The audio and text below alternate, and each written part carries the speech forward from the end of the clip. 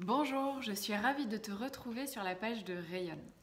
Aujourd'hui, j'avais envie de te parler d'un problème que je rencontre souvent chez mes patientes, c'est l'indécision. La difficulté à faire des choix et à se décider. Alors tout d'abord, j'ai envie de te dire, c'est normal. Si c'est ton cas, c'est normal. La plupart du temps, les femmes qui viennent me voir, elles ne savent plus qui elles sont, ce qu'elles veulent, dans quel sens elles veulent donner à leur vie. Du coup, forcément, c'est difficile de prendre des décisions, surtout quand elles nous concernent, quand on ne sait pas qui on est et ce qu'on veut. Mais l'indécision, c'est intéressant d'aller regarder un peu ce qui se cache derrière, parce que souvent, il y a plein de peurs.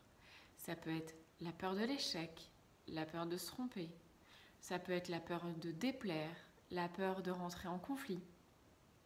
Voilà, donc ça peut être intéressant de s'arrêter quelques instants pour voir qu'est-ce qui se cache derrière cette indécision. Sachant que décider, c'est toujours accepter qu'à un moment ou à un autre, il y a une part qui nous échappe. Il y a une part d'incertitude. C'est le propre de la décision. Autant souvent dans le choix, je dirais, et là je vous renverrai au livre très intéressant de Charles Pépin qui s'appelle La confiance en soi, une philosophie, où il fait vraiment le distinguo entre le choix et la décision. Le choix, c'est quelque chose que l'on fait avec des critères rationnels. Par exemple, j'ai un budget de temps et je dois acheter une voiture. La voiture qui sort de mon budget, je ne la prendrai pas. Donc je me tournerai inévitablement vers la voiture qui rentre dans mon budget.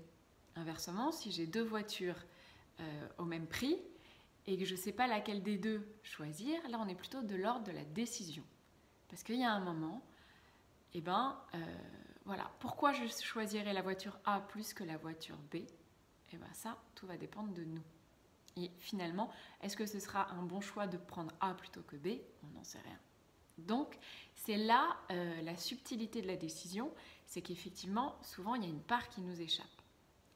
En revanche, pour savoir si le choix qu'on va faire me correspond, est bien aligné avec ce que je suis, on peut peut-être s'appuyer sur son intuition. Et pour ça, je voudrais te donner quelques clés. La première, c'est déjà de savoir c'est quoi ton objectif. Voilà. Quel est l'objectif global? Pourquoi tu as décidé et vers quoi tu veux aller? Voilà. Est-ce que ça rentre dans cet objectif ou pas?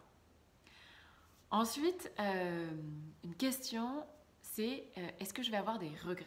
C'est souvent une question que je me pose quand j'ai une décision importante à prendre, c'est de me dire à la fin de ma vie, est-ce que j'aurai des regrets d'avoir fait tel ou tel choix? Voilà. Une troisième clé que j'avais envie de te partager, c'est aussi d'écouter ton corps. En fait, ton corps, il sait beaucoup de choses de toi. Parce que ton corps, c'est toi. Donc, l'idée, c'est de t'inviter à peut-être visualiser la décision que tu as à prendre, enfin les solutions qui se présentent à toi. Par exemple, la solution A, tu te visualises, tu fermes les yeux et tu te vois en train de décider la solution A. Qu'est-ce que tu ressens au fond de toi? Du stress, de l'angoisse, qu'est-ce qui se cache derrière? Voilà. Solution B, vois-toi, imagine-toi en train de choisir cette solution. Comment tu te sens? Voilà, et essaye de voir si tu te sens plus attiré par la solution A ou la solution B. Enfin, je te dirais que souvent, les bonnes choses pour nous, elles s'imposent un peu à nous.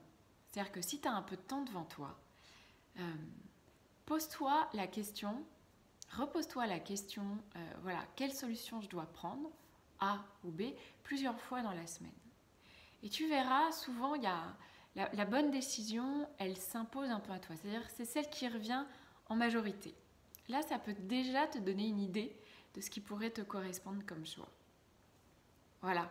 Mais dans tous les cas, comme je te le disais au cours de cette vidéo, décider, c'est prendre un risque. Oui, c'est prendre le risque de se tromper, c'est prendre le risque d'échouer. Mais si on considère, et ça je pense que c'est important à le garder en tête, si on considère qu'il n'y a pas d'échec, mais qu'il n'y a que des occasions d'apprendre, dans tous les cas, tu n'auras pas perdu ton temps. Voilà, j'espère que cette petite vidéo t'aura bien aidé, j'espère qu'elle t'aura plu. N'hésite pas à me mettre un commentaire si tu as envie de partager quelque chose par rapport à ce sujet de l'indécision. Et puis je te dis à très bientôt. Au revoir.